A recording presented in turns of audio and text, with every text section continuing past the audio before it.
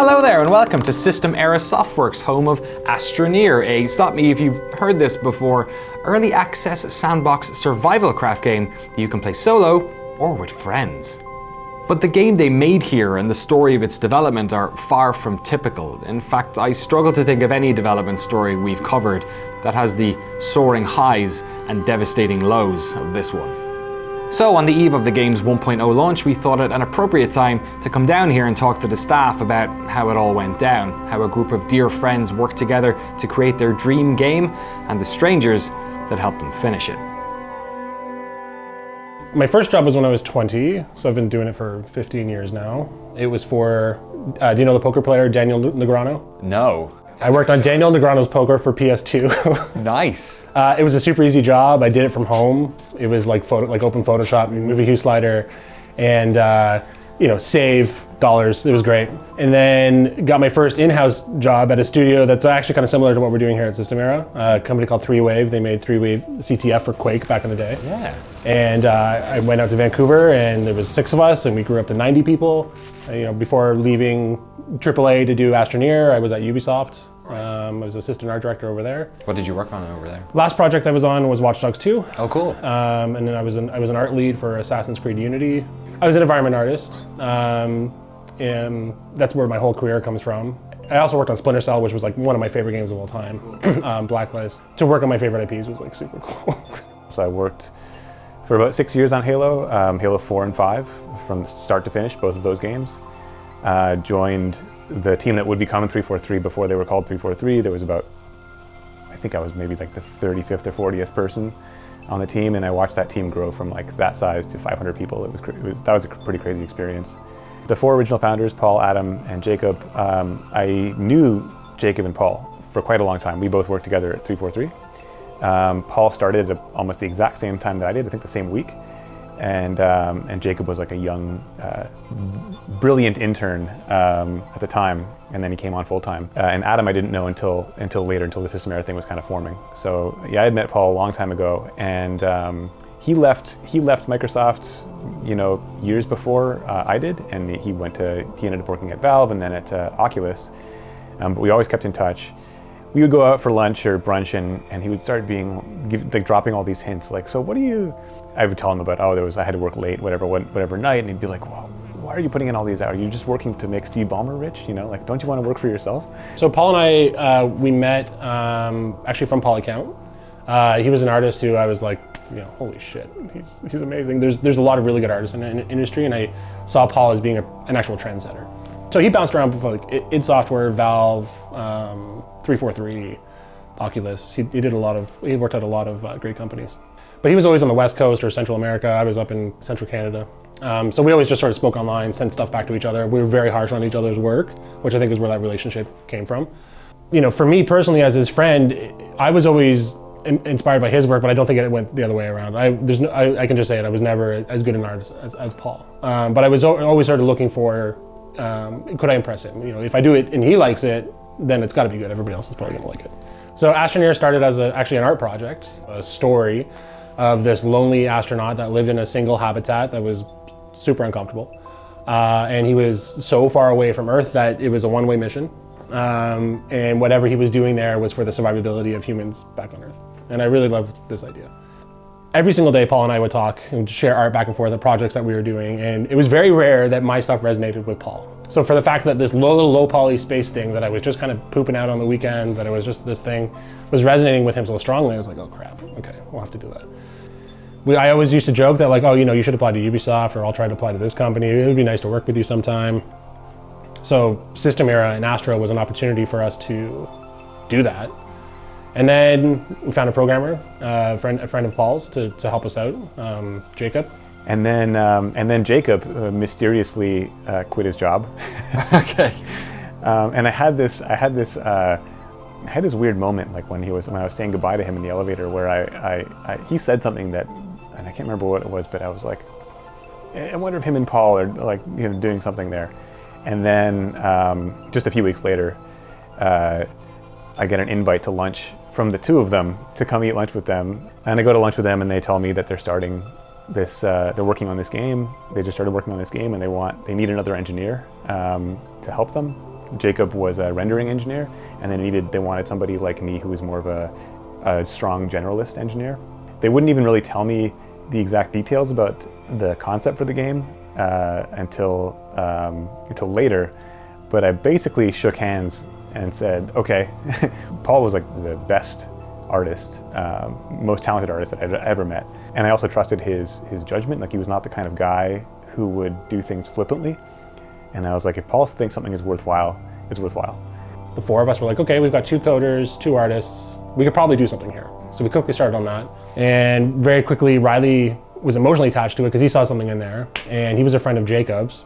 I remember like Jacob and I would like exchange emails about game like related design stuff every now and then he's like, oh yeah, I quit my like dream job at Halo, and it's like, what? Like, why would you do that? And he's like, oh, I'm working on, like, I think I might work on some random game. I'm like, cool, that sounds awesome. If I have free time, if you want sounds, like, I'm happy to help. So I think that's kind of just, it was one of those like, it's just a side project thing, and then that turned into like a full-time thing.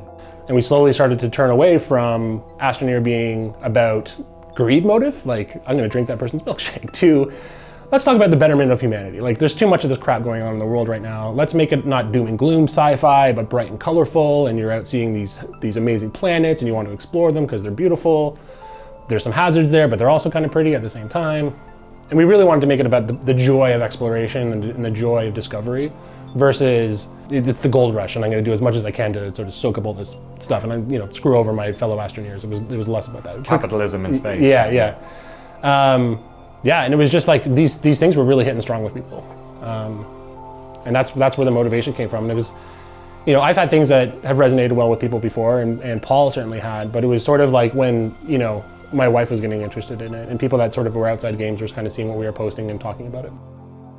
The friends thought they had something interesting, but Astroneer would change a lot over the coming months, both tonally and in terms of the codebase, shifting from Unity to Unreal. Adam and Paul were used to creating things with hundreds, thousands, or even millions of polygons, but were loving the speed of creating assets in this low poly style. Turnover on making stuff was taking hours instead of days.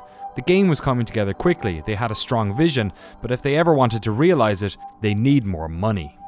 There were sort of 3 options: get a publisher, do Kickstarter, or do early access and self-fund.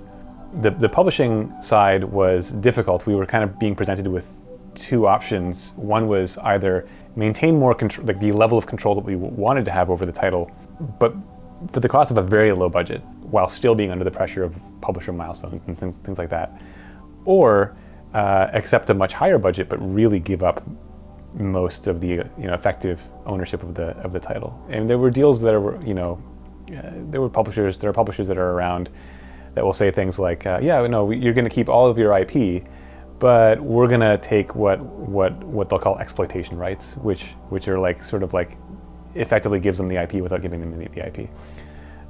So we wanted to. It was important to us to be in control. That was kind of why one of the reasons we wanted to be independent. So Paul and I, we had saved up money from our jobs in AAA, and so we had something to fall back on and even fund the project a bit with.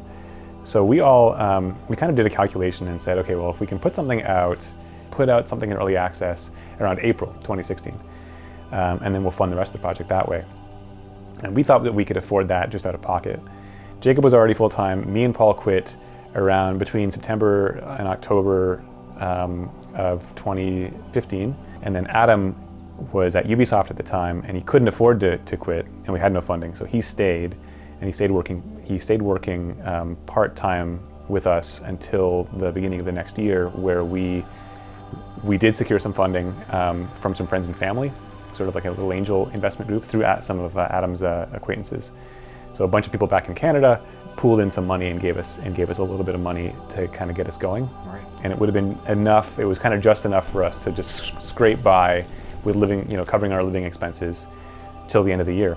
That enabled Adam to quit his job back in Toronto. He was still working at Ubisoft in Toronto. We had raised some amount of money, a couple $100,000 this way, and then of course Paul and I had injected, probably close to $100,000 between the two of us as well. And the plan was we're going to release something in September, and it wasn't going to be any multiplayer. And then we kind of like, in the beginning, the springtime, I was like, I think we might be able to get in multiplayer, but we will need more time. And so we did a deal with Microsoft to bring the game to the Xbox, which brought in some quite generous developer funds as well. And that would put the game on the Xbox and also allowed us the time to squeeze in multiplayer, which was important for the experience. We wanted that, being able to just play with these very toy-like objects in the world with your friends was like really, really fun. So we learned that was important. The four friends had no idea if Twitter hype would translate into sales, but with a mixture of self-funding and the Microsoft deal, at least they now had enough runway to release the early access version they wanted. Astroneer was now set to launch on Xbox as part of their early access program, but over on Sony's console, a different space game was grabbing all of the headlines. The team were worried about launching too close to the orbit of No Man's Sky, and so they pushed the early access launch over into December. But when No Man's Sky launched to a highly critical reception, there were no bottles of champagne being popped in Seattle. Aside from the fear induced by seeing their fellow indie studio being battered by the game-playing public, they were also worried that the well had been poisoned on space games. So they worked doubly hard, going through weeks of intense crunch to make sure that Astroneer wouldn't suffer a similar fate. So I was living in Toronto. We launched on December 16th. I flew in December 14th. It was like 24 hours before launch kind of thing. And I can remember, I was like, okay, 3 days from now we sold 30,000 copies of Astro. I'll be happy. Went into work. We were working out of a WeWork. The 5 of us were crammed in this little tiny office, and the mood was excitement. Like, we were just ready to get this out here. And it's really kind of liberating to work on a thing where like you kind of don't care about the problems because it's just so fucking fun, right? Like, it's just this thing of like, people will get it. If we talk about it honestly, they'll understand what we're doing. We'll tell you not to buy it if you don't want to buy a broken thing. Like, we'll be as honest about this thing as we can, but we're just kind of really excited to get this thing out there because A, it's been resonating for so long with people on social media and our friends and family that we've shown. We launched, I think, at like midnight on that night. We were up very late. We were the only ones in the WeWork office. It was dark, and everybody had their own little things they had to do. Brendan was uploading it to Steam. Paul was getting the social media ready. Zabir and Riley were doing bug fixes, and Jacob were doing bug fixes and all this sort of stuff. It was awesome. It was great. 4, Let's do it. 3, 2, 1. Oh, and I have to type a passcode. It's like an extra. Release my app. They make you type out the words? Yeah. That's awesome. Okay, blog post going live now. Blog post is out. Here's Paul working on our Twitter image and Facebook image. Trailer upload first. It's all very exciting. Hi world. Hi, So I world. made a Steam one. Just throw it. All right, cheers, guys. Job well done. Cheers. Cheers. Love you guys. That was awesome. Watch the computers. They're still liquid. Oh shit! Yeah, they got my. I'm gonna send this. Yeah. Jacob, your game is out now. Are you scared shitless? That night, the team shuffled home from their rented office space, exhausted. The game launched at midnight, meaning that it would still be a few hours before European gamers were waking up. But tomorrow wouldn't be any easier a day. In fact, it was the start of a marathon. In the morning, they'd have to start fixing bugs for whoever decided to buy the game while they slept. Some of the team found it hard to sleep. None of them could have expected what they'd wake up to. It was insane. I've never seen anything like it before or since. Like, just to give you some context, I was telling myself that if we could sell 80,000 copies in the whole first year, like, that would have been good. That would have been like, we could at least live on that, and that we could keep doing this. That'd be nice. I slept on Paul's couch that night. And I remember Paul waking me up by like kicking the couch. And he's like, dude, get up. We sold 20,000 copies of the game. Like overnight at like 7:30. And I was like, fucking what? I was like Steven Seagal axe kicking through his apartment that day. I was so fucking happy. I was like, no way. We launched it, went to bed last night, came in the morning, and it was like 40,000 or 50,000 copies had already sold. I was actually staying in Jacob's apartment, just like crashing on his couch. I remember we just sent out all the press emails that night and like posted the trailer, posted like the game. And I think Jacob and I were like doing something until like 4 a.m. and like we're seeing the numbers rolling, and it's like, wow, that's pretty good. And we like crashed at his place and like both woke up to be like, oh damn, that's like really good. that taught me right away that I don't know much about. Like my expectations of what we're gonna do is always kind of blown away. But I was just on cloud 9 at that point. I was like, holy shit, people actually like this thing that we're doing and they're playing it. And the reviews were wonderful. Like the early stuff that was coming in was wonderful. You're never really that much in a positive mood when you're just at work fixing bugs all day, but we were fucking ecstatic. We were like, let's fix this stuff. Let's start getting updates going in. Like bug fixes were like new content updates at the same time. Like, oh yeah, we're not gonna fix it because we know when we ship this next thing, it's just gonna fix all that stuff. So it was a good time for the game. It was really fun. And while that's happening, like the sales are still going up. Yeah, it's getting crazier and crazier. By New Year's Day, we had sold over 400,000 copies. It's like 2.5 weeks later? Yeah. So it was like absolutely mind-boggling. And the streamers started picking it up. You know, we took that seriously and we had a whole sort of Excel spreadsheet of like who we were going to work with and send it to. We had been targeting kind of more small and mid-sized guys because it's hard to get the attention of the bigger streamers. But all of a sudden, like Markiplier and Jacksepticeye and their whole group started picking it up just organically, and we were and you know, it just that really drove a lot of interest, I think. That was like a blessing and a curse because on the one hand we were like, you feel vindicated and you're like, oh, this is amazing. On the other hand, it's like, it's not ready. You know, like the game, it was full of bugs. It was kind of a disaster. The first few days were like mad patching it. People with certain CPUs couldn't run it. There was lots of crashes. There was all these problems. And now all these people are seeing it, you know, and it's like, we weren't ready for this yet. You know, you weren't supposed to all see it like this. What was the personal, like, toll, I guess, on going from, you know, working in a WeWork, there's people distributed in different cities, you're struggling with moving into houses and stuff, to then in the space of a couple of weeks, essentially, you know, being millionaires, I imagine, if you're selling 400,000 copies of something. Yeah, well, it didn't make us millionaires. It could have. We could have just stayed small and just taken most of the money out. But we actually kept the vast majority of the money in the company and used it to expand. And so, you know, the team is now 20 people, and we have an office, a proper office, and we paid a whole lot of taxes. And so we did recoup all of our personal investments, and it did pay well. But the game hasn't made us millionaires yet. I think that would have been a poor, if we did that, then we wouldn't actually have had the resources to properly finish the game. It wasn't just about putting out this game and making a bunch of money. It was like, let's put out the game so that we can build a company that we love. That's the goal. So yeah, so there was a lot going on for us at that time. Like, holy shit, we're so small. You know, now we've got the funds to kind of grow. We're looking at this stuff. So yeah, we launched in December, doing great throughout the year. I think by March we were like 600, 700,000. And then Paul died.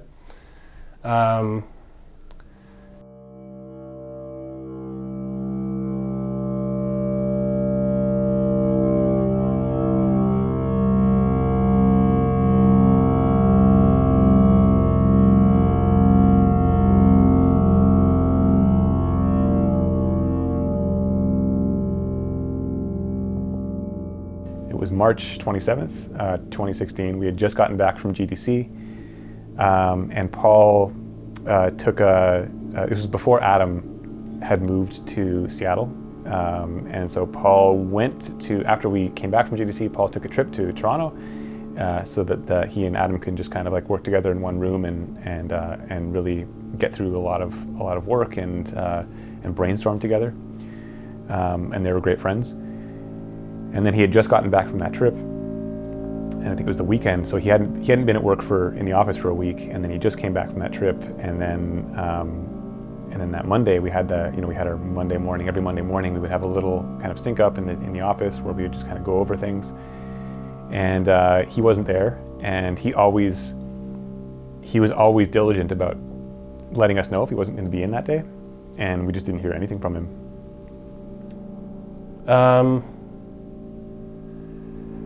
Systemair is a pretty relaxed company, and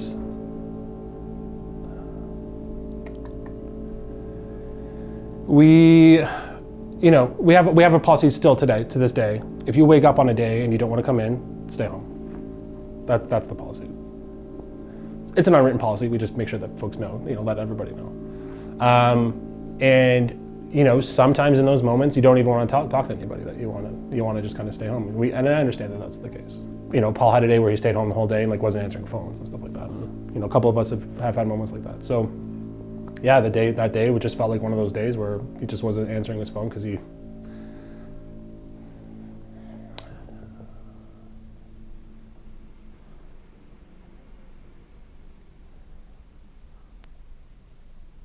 You know, as the hours wore on, we started to get more and more worried, and we just couldn't get a hold of him, and eventually, Riley and I had to go. We had to call the police and go to his apartment and find him, and it was very hard.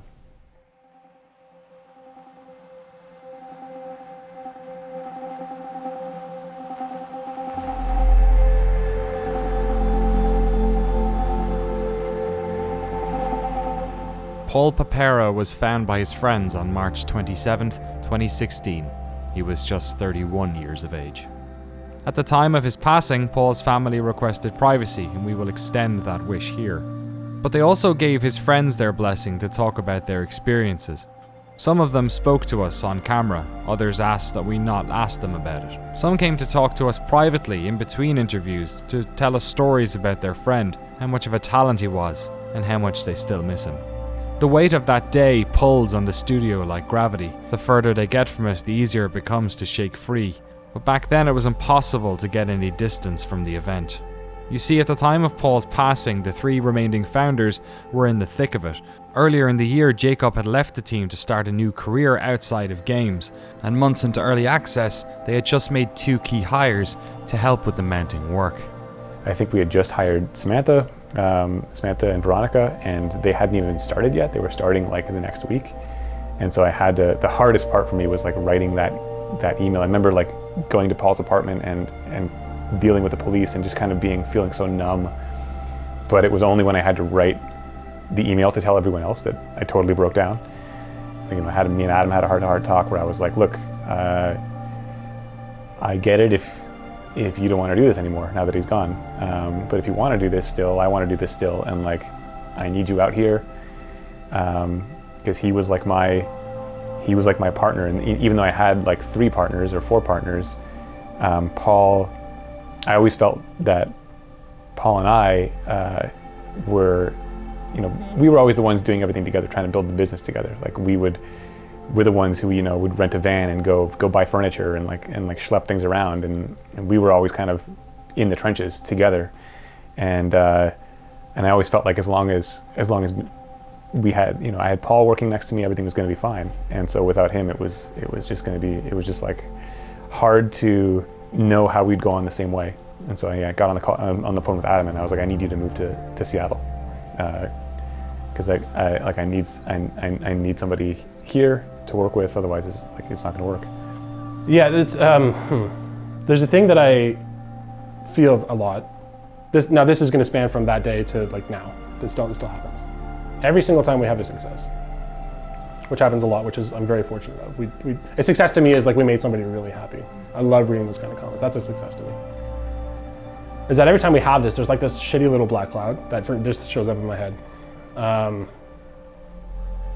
And you know, I know we have 10 out of 10 moments, but I don't ever know if I ever feel it myself that way. Certainly a 9 out of 10. And I'm loving my life. It's just this thing that is very hard to not think about, because it was this thing that I finally had his admiration from. And then for him not to sort of see that all the way through is selfishly it hurt. It's kind of the reason why I watch people on Twitch I watch people play a game on Twitch every night. And that's one of the reasons, is like seeing their faces just makes me happy. Does it make the grieving process harder that you're kind of locked into it? Like if you went and worked on a different project? 100%. Yeah, I also, I didn't go to his memorial because I was in the visa process and I didn't want to travel. So there hasn't been a lot of closure through there. And, you know, I'm reminded of him every day because of the stuff we do. Yeah, it's a hard thing, man. Like I love what we're doing. I love Brendan. Very lucky. It's incredibly serendipitous of our relationship came to be. And sometimes I even feel guilty saying that. Like I had to lose a friend to make a friend to then follow my passion, and that person we lost was a big part of it. It's just, I don't know, it's really fucked up.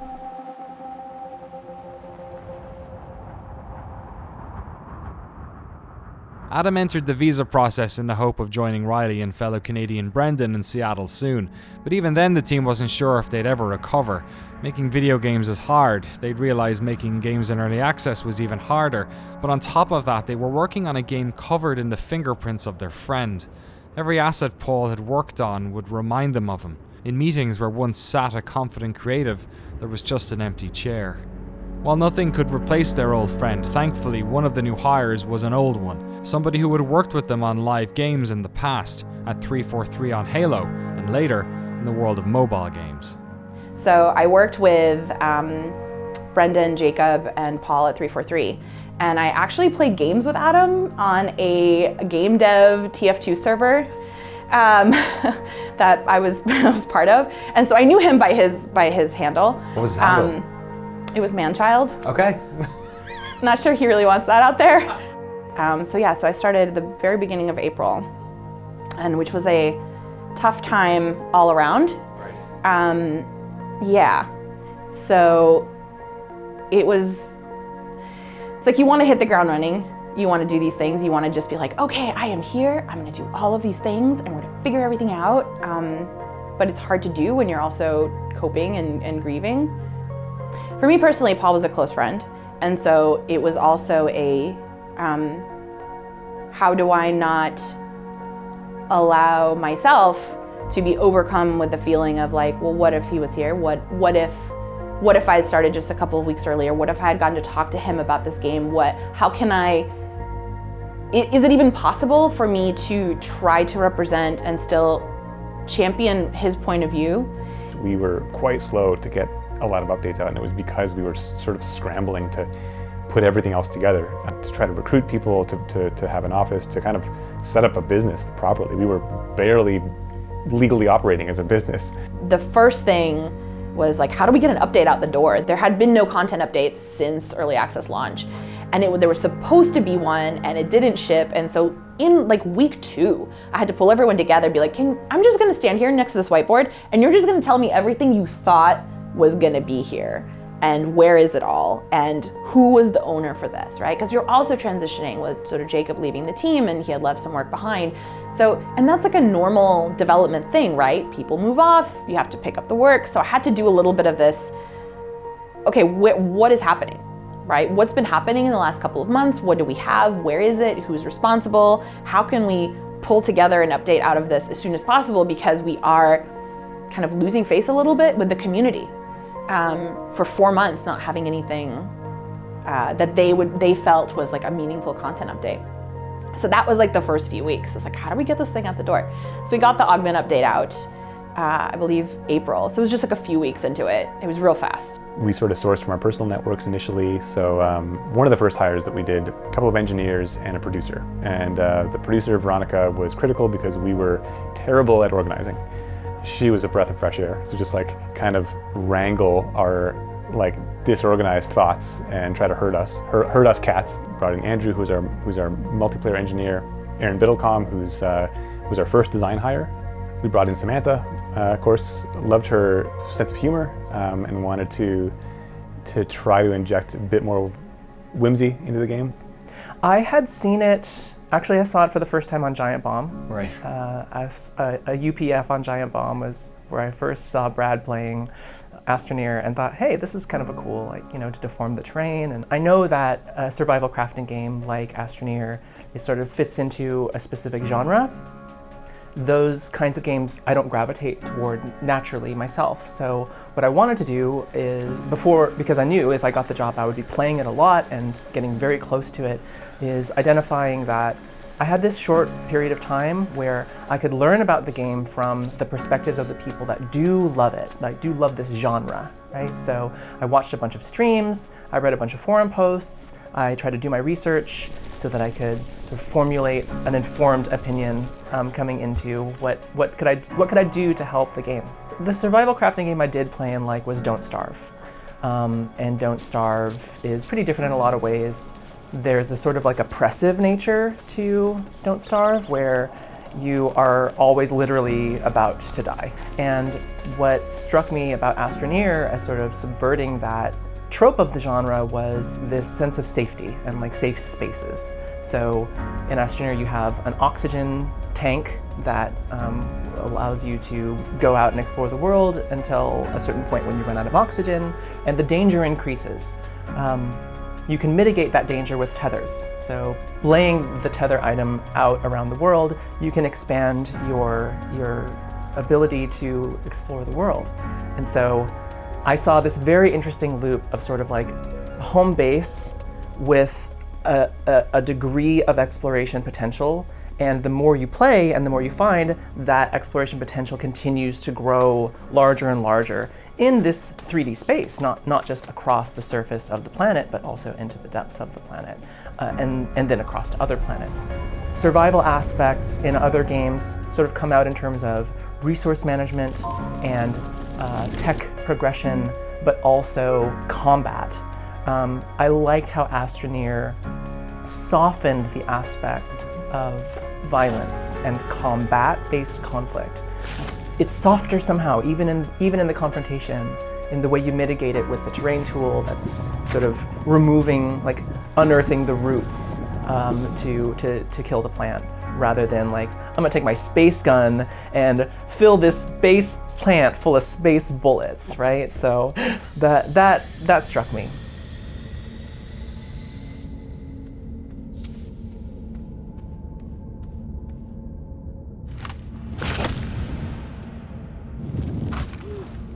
We identified pretty early on that there are a couple of different archetypes for players.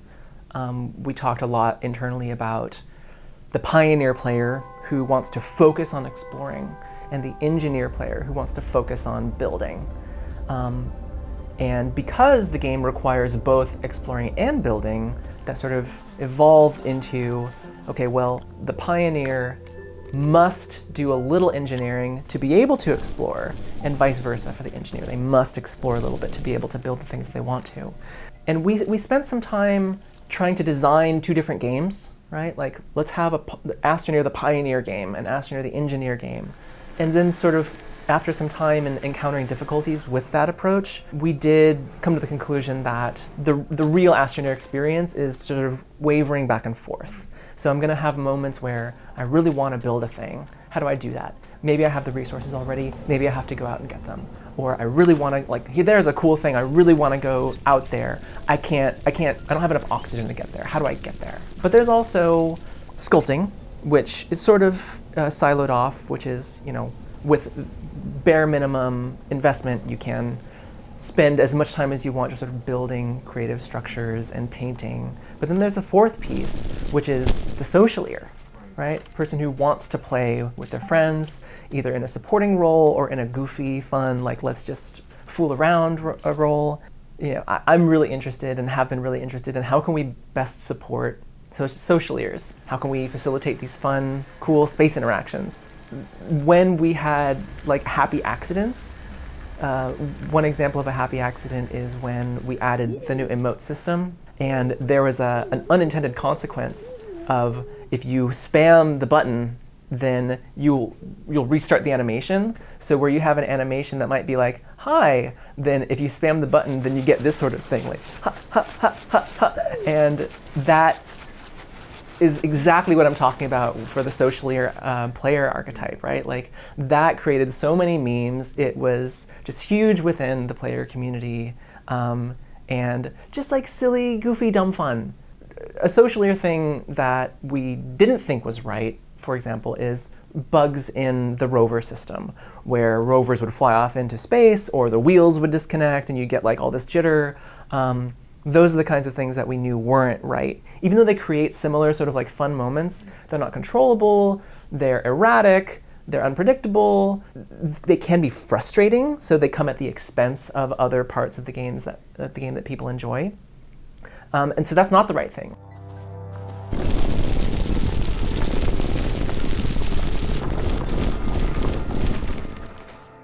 Sound design isn't really like see a dog, hear a dog, right? Like, you don't want to just like mimic the visual. It's always asking the question of like, why is that happening and what does it mean? And for games, it's what's the design of it? What does the player need to interpret from that?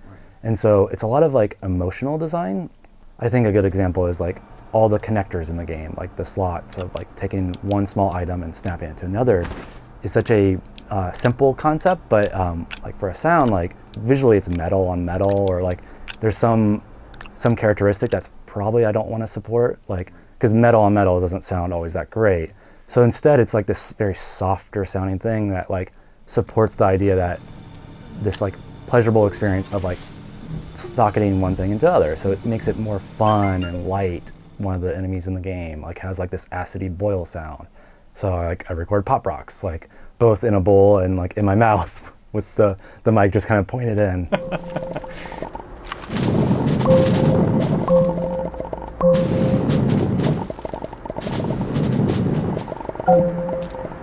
What I really like about even the early builds of Astroneer is as you're running around, the sort of feel and the rendering and the shading really creates a sense that you're playing with action figures, like you're playing with toys. Like I was having flashbacks to, you know, my Superman action figure with Kung Fu grip that you squeeze the legs and it does a little punch thing, right? So I was thinking about like, you know, these Astroneers are running around like doing these cool things. Like I could totally just see having an Astroneer, like the Astroneer on screen is in my mind the Astroneer in my hand. And when I disconnect the backpack and I look at it like this, like that's what I'm seeing. And so like having this sort of like, I can reach out and touch and feel everything. And so this diegetic aspect is incredibly physical and I think really important to the overall aesthetic and the player experience, like the richness of the player experience of the game. Over the course of early access, the team expanded to help ensure that patches kept coming. Large updates came for research, excavation, base building, crafting, and the rover.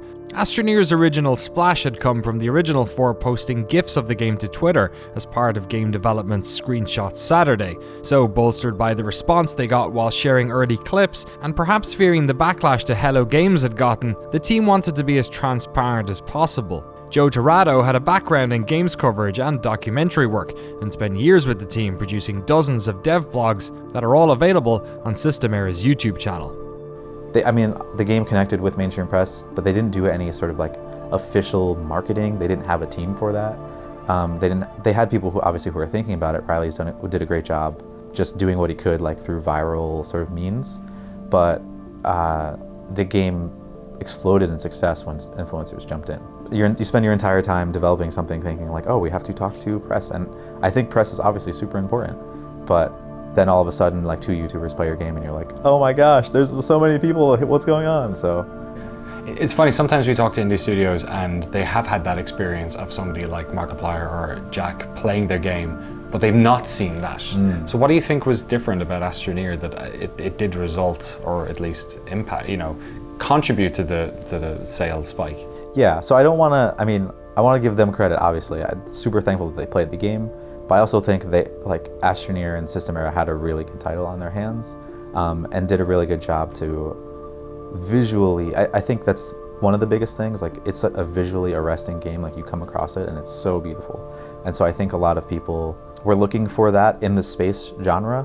Every other space game I've played is like sort of dark and gritty and like super sci-fi, and here's this sort of like lighthearted experience where they're leaning into the whimsical side of just like, it's fun, but it's also space. Is there anything to be said for, I remember working in the games press and everyone was sort of arrested by what happened with Minecraft, and then it seemed like that generation, like what we're seeing now with Fortnite, you can maybe draw a line. Yes. Is Astroneer in there as well? Like, do you know what the demographic is? A lot of people who bought it. Well, we have, our main demographic is definitely still, your sort of core gamer, sort of young adult/adult, but we have definitely seen that like percentage sort of shrink, or it's not as big as maybe what you might expect from a typical game, and it's definitely like a younger audience. There are a ton of women who play the game, but you're right, the Minecraft thing is totally interesting because we ourselves look at it as like, you play Minecraft, it's blocks, and then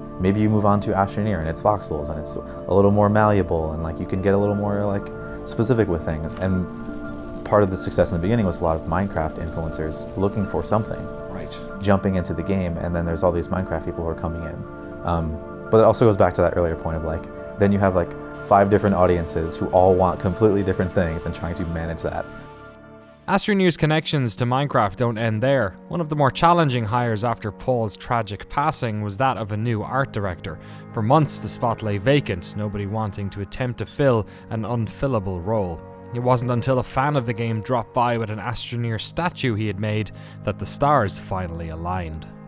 We first learned about Spencer when he posted a 3D print of one of our models on, I think we saw it on Reddit.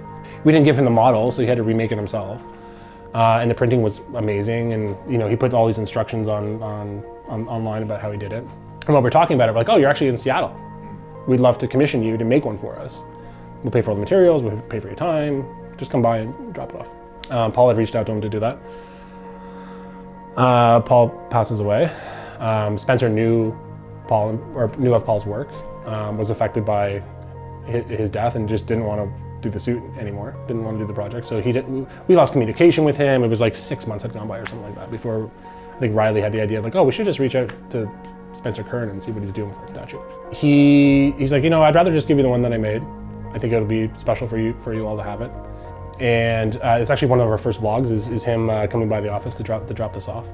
And I was so impressed by his understanding of what we were trying to do. He brought in the statue. He also brought in these sort of silver gift bags that had patches and stickers that he illustrated, had printed, had stitched.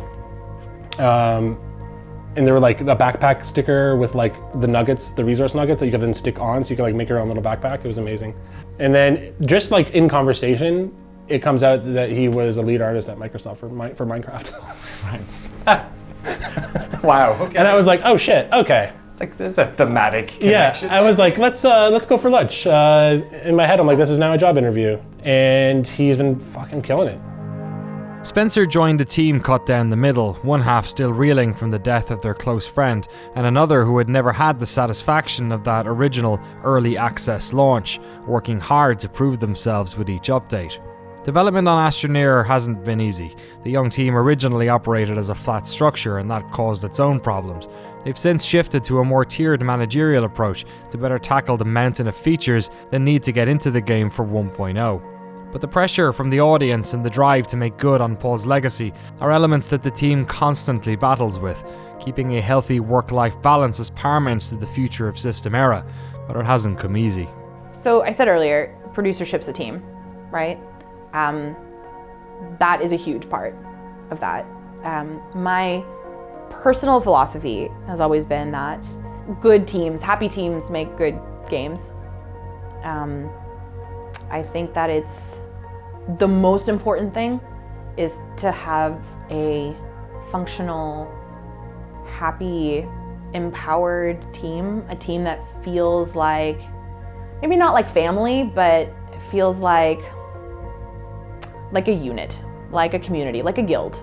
The standing desk and the nice chair and the loose hours are just sort of going back to being healthy. And the loss of Paul early on just really sort of put that into my head, and I think in Brandon's head, to make it a big deal of System Era. And then we've ended up finding people that it was important to them, right? And I think that that's one of the things that attracts folks about System Era is that we want you to be able to be you. And if that means, you don't want to come into work because you're just, for whatever reason, that's fine, just let us know. It's the same, like we did, I brought in Lego to try to do it as a team together and just kind of take little mental breaks. The crosswords are up on the wall so folks can kind of, walk around and think on things that aren't game related. I take a half an hour walk every day that's not on my lunch hour. Usually around 4 o'clock, I'll hit the river, go for a walk. I'm not gonna say we don't crunch, because we don't have a crunch culture. It's not like we're demanding folks are here Monday to Saturday. But we all have stuff to do, and sometimes that's going to take longer days to do it. I will go home at 5:30, 6 o'clock, and then work. Like kids and Gail will go to sleep, and I'll go back on around 9. I can work from home. We have a lot of people that just work from home on some days, which is totally fine.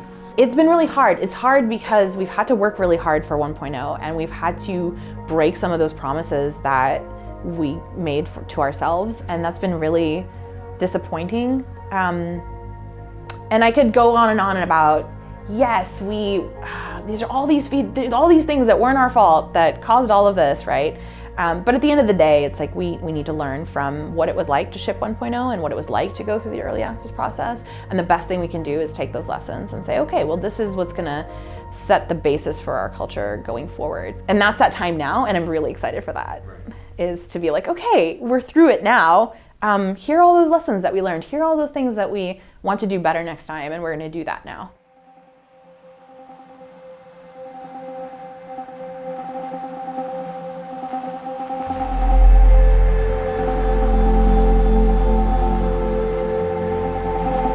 We visited System Era a week before the game's final 1.0 launch, and on our last day we arrived to see them all celebrating with glasses of champagne. Astroneer had just passed cert for Xbox One, meaning that the game had passed the checks required by Microsoft to be released on their platform. The nervous tension in the studio felt like it was finally starting to relax, as the finish line slowly came into view. For some, it would be a game release they'd been pining for years. For others, perhaps a moment of finality for the grief that they'd yet to shed, for their fallen friend and collaborator. One Astroneer who was there for takeoff, but never made it to the destination. Paul's still an Astroneer, and it will always be there. But there's also a lot of the other 20 people, and that's kind of like the best possible outcome, is that everybody feels like they have a piece in it. I'm really proud of the team. I'm so happy that 1.0 is coming out. I'm so happy. It's such a culmination of a lot of effort and a lot of time and a lot of passion. But yeah, I'm just so proud and so happy, because a lot of people have been waiting for a long time to have this moment, and I'm just so glad that it's here. And it's gonna be, it's the start of, I think, even better things, because now we've done it. We've gone through it together, right? It's no longer but in early access we did this and now we have to, it's like, no, that's it. No more of those excuses. We've gone through it. 1.0 is ours. What are we doing next? I mean, this is not the end of Astroneer. It's kind of just the beginning. I think certainly for the next year, our focus is still 100% on Astroneer. And we have some future plans, but I think even then, we really believe in Astroneer, and we really want to support this, and we see it as something bigger than one game going forward. And so, yeah, there's going to be more in store for Astroneer in the future for sure. What are some of the things you're most proud of when you look at the game? Some of the elements that sort of stick out to you?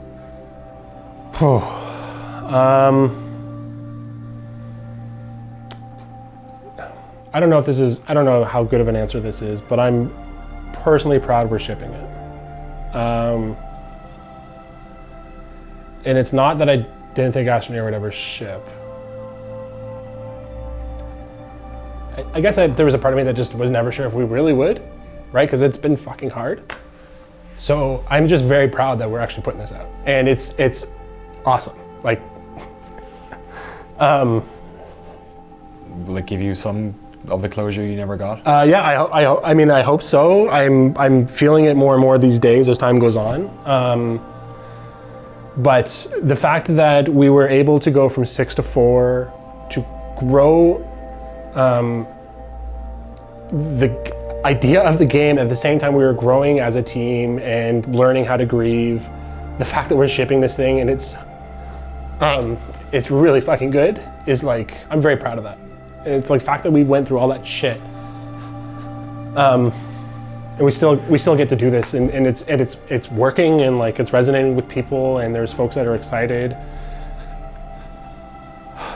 Yeah, I don't know, Danny. I think it's just the fact that we're shipping, man. It's like that is probably the thing I'm the proudest of. You could be excited to keep working on it once it's out as well? Absolutely, man. Like it's like there's so much shit that I've said about this game that I wanted to do that there's no way we're done. Like there's no fucking way that we're done. Like it's not like we ship and then we just kind of walk off into the sunset. I thought that's what early access is all about. Hell no. And like there's this weird thing where like we can't really say it because I think it doesn't hit the ear in the way that we want it to, but this is another beat to us, right? Like we have a plan. We know the game we want to make.